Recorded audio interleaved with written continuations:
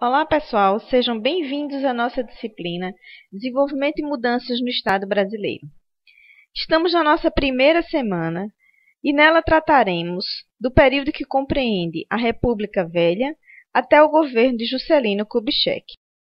Nosso objetivo essa semana será apresentar os principais fatos econômicos e políticos, bem como as mudanças socioculturais que marcaram a história do país no período que vai de 1889 até 1961. Bom, e por que estamos iniciando a partir da proclamação da República? Porque é justamente a partir desse ponto que o Estado brasileiro ele começa a tomar ou ver a sua identidade independente se formando, que isso aconteceu propriamente com a proclamação da República. Não estamos aqui dizendo que o período do Império não tenha sido importante, mas no que se refere à estruturação da base administrativa e política do país, podemos dizer que, de fato, isso acontece a partir da proclamação da República. Para facilitar a nossa compreensão, podemos subdividir a República Velha em dois períodos principais. Um que vai de 1889 a 1894, chamada República da Espada, onde a gente tem aí o domínio dos militares, e destacamos como presidentes Marechal Deodoro da Fonseca e Floriano Peixoto, ambos alagoanos. Em 1895 a 1930, nós teríamos, então, a República Oligárquica, com o domínio dos presidentes dos estados, que mais na frente a gente vai ver que se tornariam os governadores. O primeiro presidente civil a assumir o governo foi Prudente de Moraes, e foi esse presidente que participou da elaboração do texto da Constituição de 1891, junto com Rui Barbosa. Em seguida, nós teríamos, então, o período que conhecemos como a Era Vargas. Foi criada a bandeira nacional com o lema Ordem e Progresso, que é um lema positivista, extremamente positivista. Nesse mesmo período, foi banida a família real do território brasileiro. E um fato que nós temos que chamar bastante atenção é a promulgação da primeira Constituição, que se deu em 24 de fevereiro de 1891. Sobre esse fato, especificamente, nós precisamos comentar um pouco mais a respeito dele. E o que podemos então dizer sobre a Constituição de 1891? Podemos dizer que ela teve forte inspiração na Constituição americana, que teve como seus principais autores Prudente de Moraes e Rui Barbosa. Era um texto extremamente descentralizador que dava autonomia aos municípios e aos estados. O regime de governo que foi escolhido foi o presidencialismo, e os membros dos poderes legislativo e executivo passaram a ser eleitos pelo voto popular direto. O voto censitário, ele acaba. O que era o voto censitário? Era aquelas pessoas que poderiam votar a partir ou somente a partir de sua renda. Em compensação, continuavam fora do processo eleitoral as mulheres, os indigentes, analfabetos e religiosos sem patentes. Foi uma Constituição que aumentou a autonomia dos estados e dos municípios em detrimento da União, não é? E quanto às regras, ainda sobre as regras eleitorais, o que é que a gente pode dizer? Que o voto continuaria a ser não secreto. Destacamos também que foi reservado ao Congresso Nacional o papel de regulamentar o sistema para as eleições dos cargos políticos federais, enquanto que as assembleias estaduais ficaram com a regulamentação para as eleições estaduais e municipais. Nessa mesma época, a gente relembra que houve um monopólio dos registros civis, passou para o Estado, e assim foram criados cartórios para os registros de nascimento, de casamento e de morte. E, por fim, nós destacamos ainda que o Estado, nesse período, assumiu de uma forma muito clara, as rédeas, os destinos, os posicionamentos sobre a educação, principalmente instituindo várias escolas públicas de ensino fundamental e intermediário nas maiores cidades do país. E sobre os governos da República Oligárquica, o que podemos dizer? É preciso contextualizar que, com a promulgação da Constituição, Deodoro da Fonseca ele passou a ser presidente constitucionalmente eleito pelo Congresso Nacional e tinha um mandato até 15 de novembro de 1894. Mas, devido a uma crise gerada pela política econômica do governo, ele renunciou à presidência em 23 de novembro de 1891 e seu vice-presidente, Floriano Peixoto, assume então o poder até 1894. E sobre o governo de Prudente de Moraes, o que é que podemos dizer? Que foi um período marcado pela transição entre a República da Espada e a República Oligárquica, certo? Que Prudente de Moraes foi o primeiro civil a assumir a presidência da República. É um período, então, onde se tem maior autonomia dos estados, dos municípios, sem aquela habitual interferência do governo federal. É um período em que os militares tinham ainda bastante poder político. Bom, esse poder político ele só vem a ser questionado a partir do desgaste que os militares sofreram com a Guerra dos Canudos e com o assassinato do ministro da Guerra. Dessa forma, os militares se afastam do poder e voltam à política somente entre 1910 e 1914, já no governo de Marechal Hermes da Fonseca. Então, esses governos da República Oligárquica, a gente pode destacar ainda a política dos estados, que também era conhecida como a política dos governadores, ou seja, os governadores eram figuras que tinham, de certa forma, um poder muito significativo dentro do seu espaço, dentro dos seus estados. E como nós estávamos falando sobre a política dos estados, a política dos governadores, a gente pode dizer que nessa época o governo federal ele praticamente deixa de interferir nos estados, tá certo? Garantindo assim uma autonomia política, tá certo?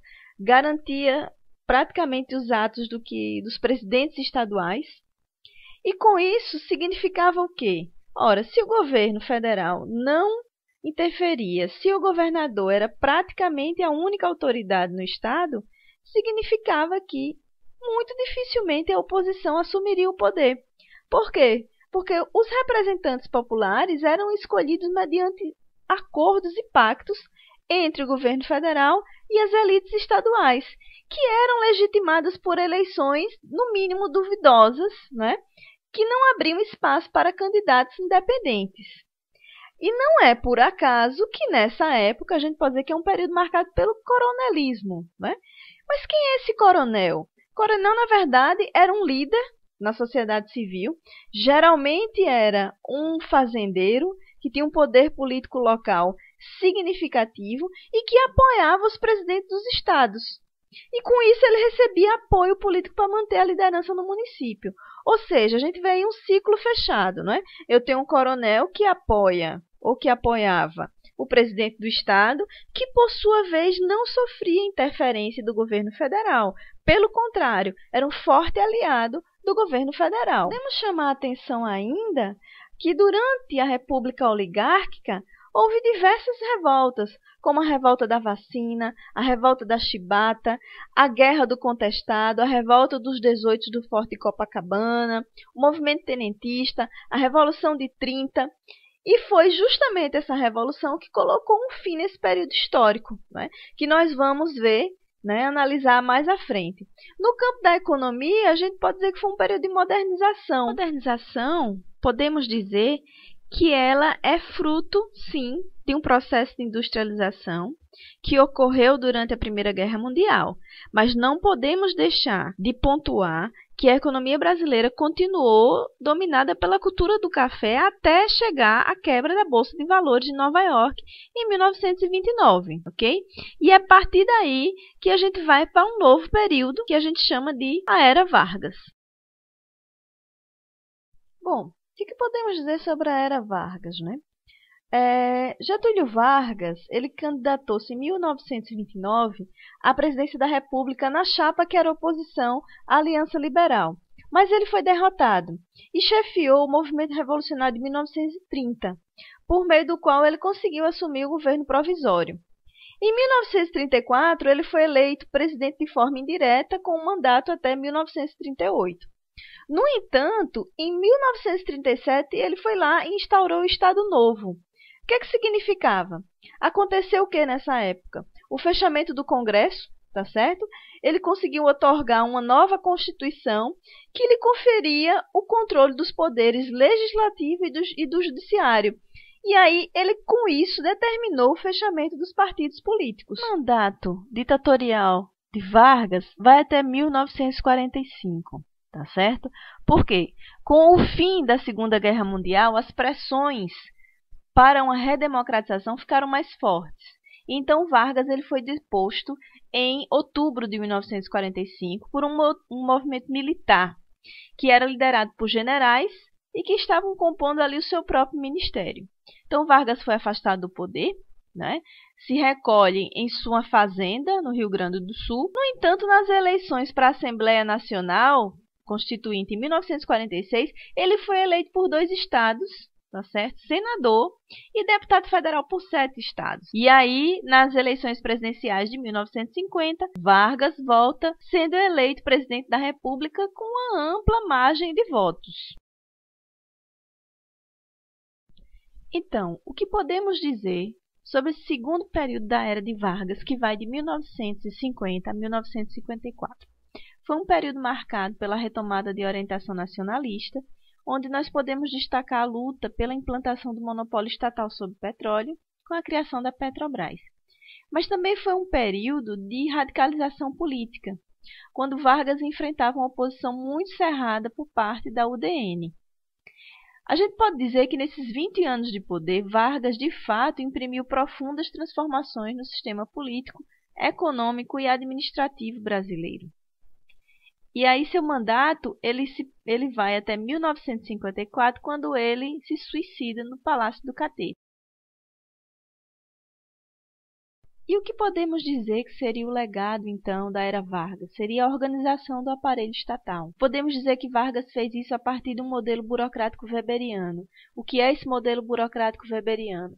É toda uma estrutura administrativa que passa a ser ocupada por funcionários recrutados via concurso público e que são promovidos meritocraticamente. Ou seja, é a partir desse momento que há uma profissionalização da administração pública, não é? A partir de um posicionamento ou de uma abordagem que nós chamamos weberiana. Então, de forma significativa, podemos dizer que os atos, né, dessa organização do aparelho estatal tiveram grande repercussão econômica, política, social e cultural. Uma delas seria a legislação trabalhista de amparo ao trabalhador, né? Seria a aprovação da lei de sindicalização, a criação de empresas que são fundamentais ou que foram fundamentais ao processo de industrialização do nosso país, como a Vale do Rio Doce, a Petrobras, a CSN, o Banco Nacional de Desenvolvimento Econômico. Então, podemos dizer, então, que nesse sentido há um grande legado, sim, da era Vargas, principalmente no que se refere à organização do aparelho estatal. Caracterizando um pouco mais esse legado, podemos dizer ou podemos ainda apontar a aprovação do Código Eleitoral, não é? Quando as mulheres passam finalmente a ter direito ao voto, e esse voto ele passa a ser secreto. Temos a criação da Justiça do Trabalho, da Justiça Eleitoral, do Ministério do Trabalho, da Educação, da Saúde, do IBGE e da Universidade do Brasil. Então, de forma geral, o que a gente gostaria de pontuar é que essa nova legislação trabalhista criada por Vargas, ela cria um novo agente político-econômico, que é o quê? A classe trabalhadora, ela passa então a acelerar o processo de crescimento do país, na medida em que sua remuneração eleva o grau de circulação de renda nacional, tendo aí impactos positivos sobre o nível de investimentos. Então, podemos dizer que a era Vargas ela traz uma modernização, uma nova dinâmica da economia brasileira e ela consegue, então, manter uma taxa média de crescimento anual de 5%, com uma inflação pouco acima de 9%, apesar da crise da Bolsa de Nova York e apesar da Segunda Guerra Mundial. Então, de forma geral, a gente pode apontar a era de Getúlio Vargas como um divisor na história do Brasil. Dando continuidade à nossa história, nós temos então aí o período, né, que se dá na vigência da democracia, resultado da Constituição de 1946, quando Juscelino Kubitschek é eleito presidente da República no final de 1955 e toma posse em 31 de janeiro de 1956, tá certo? Juscelino vem então com uma agenda progressista baseada num programa de obras públicas, que foi denominado à época Plano de Metas. Ok? Esse plano de metas, ele tinha 30 metas definidas e organizado em 5 principais eixos, que era energia, transporte, indústria de base, alimentação e educação. E a gente pode dizer que tudo isso culmina na construção de Brasília. Qual era o objetivo desse plano de metas, então? Era impor ao país um ritmo de crescimento mais acelerado, fortemente baseado na atividade industrial. Juscelino Kubitschek, ele foi eleito com um lema de campanha que era 50 anos em 5. Então fica bastante explícito, não é, que ele estava propondo um ritmo de crescimento acelerado para o país. O que era que dava então suporte a esse crescimento, a esse plano? Havia uma influência fortíssima da escola cepalina, que a gente chama do CEPAL. O que é o CEPAL? Era a Comissão de Estudos Econômicos para a América Latina e Caribe, e Celso Furtado era um dos principais ou principal representante do Brasil na CEPAL. Então, qual era o pressuposto da escola cepalina? Era a industrialização via substituição de importações com o financiamento externo e uma forte presença do setor público. Então, o setor público aí, ele vai então tomar a frente, né, dos grandes investimentos para o país. Por outro lado, esses investimentos do governo também eram uma forma de estimular investimentos privados. Não podemos esquecer disso. Uma forma encontrada pelo governo de Juscelino de compensar a concentração de atividade industrial que estava acontecendo na região sudeste foi criar superintendências regionais, né, com vistas a diminuir essas desigualdades entre regiões. Para isso foram criadas superintendências do Nordeste, que era a SUDENE, Superintendência Regional do Nordeste, a SUDAM, que era a Superintendência Regional do Amazonas, né, e a SUDECO, que era a Superintendência Regional do Centro-Oeste. É preciso que a gente lembre que essas superintendências tiveram um papel bastante relevante nesse período e após dele no desenvolvimento de nossas regiões menos abastadas. Então, o que a gente pode falar com relação ao plano de metas? Que foi uma primeira tentativa de planejamento bem sucedida em um governo no Brasil, e que, muito embora os eixos de educação e de alimentação não tenham avançado como planejado, em compensação, as metas do setor de energia, as metas do setor de transporte e as metas para a indústria de base avançaram sim. Mas como foi que Juscelino conseguiu, então, alcançar algumas de suas metas? Bom, para isso, ele cria uma administração paralela, tá certo? Que tinha o objetivo de dar maior celeridade ao processo de desenvolvimento do país. O problema é que, com essa administração paralela, surgem como consequências a elevada taxa de inflação, o elevado déficit público e um elevado grau de endividamento.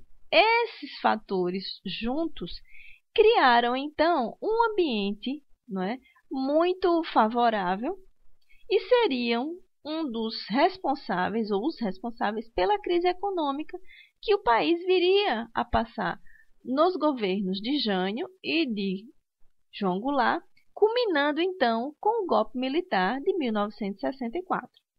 Sobre o golpe militar nós conversaremos então já na próxima unidade. Até lá!